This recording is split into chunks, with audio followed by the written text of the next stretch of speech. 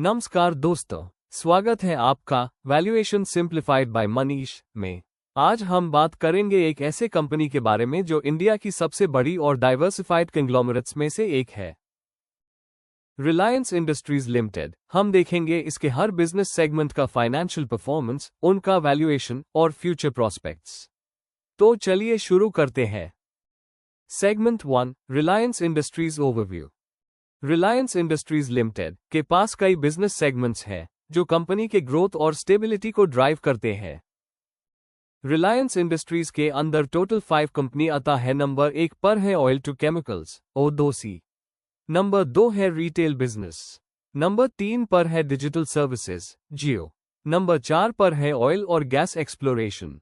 Number 5 है new energy renewable energy. इन segments का अपना अलग इम्पैक्ट है कंपनी के ओवरऑल परफॉर्मेंस पर और हर एक का फ्यूचर पोटेंशियल भी काफी एक्साइटिंग है। चलिए देखते हैं इन सेगमेंट्स का financial performance. Financial performance of Reliance segments. चलिए बात करते हैं रिलायंस के हर सेगमेंट के फाइनेंशियल परफॉर्मेंस की, जो फाइनेंशियल ईयर 2024 से लेकर 2025 में काफी प्रॉमिसिंग रहा है। देखते हैं हर सेगमेंट का रेवेन्यू और प्रॉफिटेबिलिटी कैसे परफॉर्म किया। Oil to chemicals O2C। Reliance का O2C सेगमेंट कंपनी का सबसे बड़ा रेवेन्यू जनरेटर है। इस सेगमेंट का रेवेन्यू फाइनेंशियल ईयर 2024 से लेकर 25 में 6,26,921 करोड़ था, जो कंपनी के टोटल रेवेन्यू का लगभग 58% है। इस सेगमेंट ने EBITDA 54,988 करोड़ अचीव किया और EBITDA मार्जिन 8.8% रहा। डिजिटल सर्विस जियो टेलीकॉम, जो कि रिलायंस का डिजिटल आर्म है, ने फाइनेंशियल ईयर 2024 में 1,28,000 करोड़ का रेवेन्यू अचीव किया। जियो का EBITDA 50,000 करोड़ रहा, जो कि 39% EBITDA मार्जिन के साथ काफी हाई है। जियो ने 11.7% की रेवेन्यू ग्रोथ अचीव की है। रिलायंस रिटेल, जो कि इंडिया का सबसे बड़ा रिटेलर है, काफी तेजी से ग्रो कर रहा है। फाइनेंशियल ईयर 2024 से लेकर 2025 में यह सेगमेंट 30,870 करोड़ का रेवेन्यू जनरेट किया, जो कि 7.9% ग्रोथ है पिछले साल के कंपैरिजन में। रिटेल सेगमेंट का EBITDA 25,053 करोड़ रहा और EBITDA मार्जिन 7.6% रहा। ऑयल और गैस एक्सप्लोरेशन। रिलायंस का oil and gas exploration segment भी काफी प्रॉमिसिंग रहा है।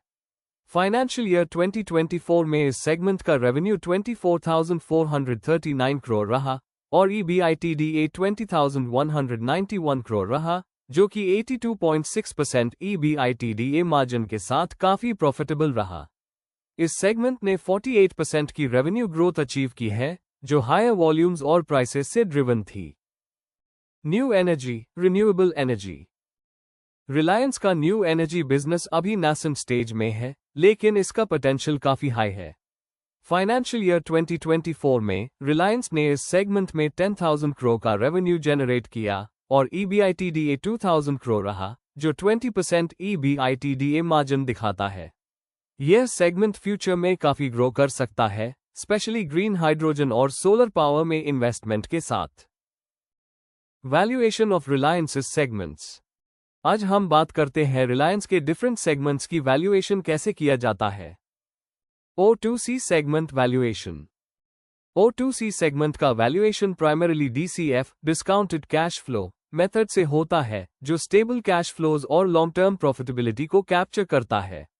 इस सेगमेंट का enterprise value approximately 5.5 lakh crore है, जो रिलायंस इंडस्ट्रीज के टोटल मार्केट कैपिटलाइजेशन का लगभग 30% है। यह वैल्यूएशन इस सेगमेंट के स्ट्रैटेजिक इंपॉर्टेंस को दिखाता है कंपनी के ओवरऑल बिजनेस में। Retail segment valuation. रिटेल का वैल्यूएशन मार्केट बेस्ड अप्रोच जैसे P/E रेशो और EBITDA मल्टीपल से होता है। रिलायंस रिटेल का हाई ग्रोथ और स्ट्रांग मार्केट पोजीशन इसको एक अट्रैक्टिव इन्वेस्टमेंट बनाता है। इस सेगमेंट का वैल्यूएशन 3 लाख करोड़ से 3.5 लाख करोड़ के बीच हो सकता है। जियो वैल्यूएशन। जियो का वैल्यूएशन हाई ग्रोथ पोटेंशियल और मार्केट शेयर के बेसिस पर किया जाता है। जियो का एंटरप्राइज वैल्यू लगभग 6 लाख करोड़ है और 5G एक्सपेंशन से फ्यूचर रेवेन्यू ग्रोथ और प्रॉफिटेबिलिटी और स्ट्रांग होगी। ऑयल और गैस एक्सप्लोरेशन वैल्यूएशन। एक्सप्लोरेशन का valuation mainly NAV net asset value approach से किया जाता है, कंसिडरिंग रिजर्व्स और प्रोडक्शन। रिलायंस का एक्सप्लोरेशन बिजनेस भी 1.5 लाख करोड़ तक वैल्यू हो सकता है, given the reserves and market trends. New energy valuation. Green hydrogen और रिन्यूएबल एनर्जी का वैल्यूएशन रियल ऑप्शन वैल्यूएशन और DCF मेथड से किया जाता है, considering long term government incentives और सब्सिडीज। इस सेगमेंट का पोटेंशियल वैल्यूएशन 3 लाख करोड़ के आसपास हो सकता है in the coming 5 years। Challenges and future outlook of Reliance's segments। Reliance industries को अपने हर सेगमेंट में कुछ चैलेंजेस का सामना है और कंपनी को इन चैलेंजेस से इफेक्टिवली डील करने की जरूरत है। Oil to chemicals O2C segment challenges. Volatility in global oil prices। Global oil prices की फ्लक्चुएशंस O2C सेगमेंट की प्रॉफिटेबिलिटी को डायरेक्टली इम्पैक्ट करती है। अगर ऑयल प्राइसेस गिरते हैं तो रिफाइनिंग मार्जिन्स पे प्रेशर पड़ता है। Downstream chemical margins. Multi year low margins in downstream chemicals ने सेगमेंट के प्रॉफिटेबिलिटी को स्क्वीज किया है। यह इशू इंप्रूव होना थोड़ा टाइम लेगा। Retail segment challenges. Competition from e-commerce. Reliance retail को अपने फिजिकल स्टोर्स के साथ साथ ऑनलाइन कंपटीशन का भी सामना करना पड़ता है, जो रैपिडली ग्रो कर रहा है। रिलायंस को अपने डिजिटल स्ट्रैटेजी को कंटिन्यूअसली इंप्रूव करना होगा। Jio segment challenges. 5G deployment cost. Jio का 5G roll out capital intensive है और इसमें इनिशियल इन्वेस्टमेंट काफी ज्यादा होगा, तो इस एक्सपेंशन को इफेक्टिवली मैनेज करना होगा ताकि ROI अच्छा हो। ऑयल और gas exploration challenges. Environmental regulations. As global focus shifts to green energy, oil and gas exploration industries face stricter regulations, which can impact long-term growth. New energy challenges. Technological barriers. Renewable energy और green hydrogen का future promising है, लेकिन ये technology अभी developing stage में है और scale up करना थोड़ा चैलेंजिंग हो सकता है। Future business prospects. रिलायंस के फ्यूचर बिजनेस प्रॉस्पेक्ट्स काफी प्रॉमिसिंग है और इसके कुछ की ग्रोथ ड्राइवर्स हैं। जियो IPO। रिलायंस के जियो को 2026 के बीच IPO में लॉन्च करने की प्लानिंग है। इससे कंपनी का वैल्यूएशन काफी बूस्ट हो सकता है। जियो की 5G सर्विसेज काफी रैपिडली ग्रो कर रही है और फ्यूचर में इसका कंट्रीब्यूशन काफी सिग्निफिकेंट होगा। Green hydrogen. रिलायंस ने अपनी Dhirubhai Ambani green energy giga complex Jamnagar में एस्टेब्लिश किया है, जहां से ग्रीन हाइड्रोजन प्रोड्यूस होगा। यह 75,000 करोड़ का मैसिव इन्वेस्टमेंट है। यह इनिशिएटिव रिलायंस के रिन्यूएबल एनर्जी एम्बिशंस को स्ट्रांग करेगा और ग्रीन एनर्जी मार्केट में कंपनी को एक लीडर बनाएगा।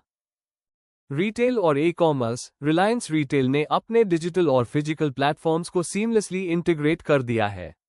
कंपनी का टारगेट है कि 2025 तक अपनी रिटेल रेवेन्यू को 10 लाख करोड़ तक ले जाए, जो कि एक एम्बिशियस ग्रोथ टारगेट है।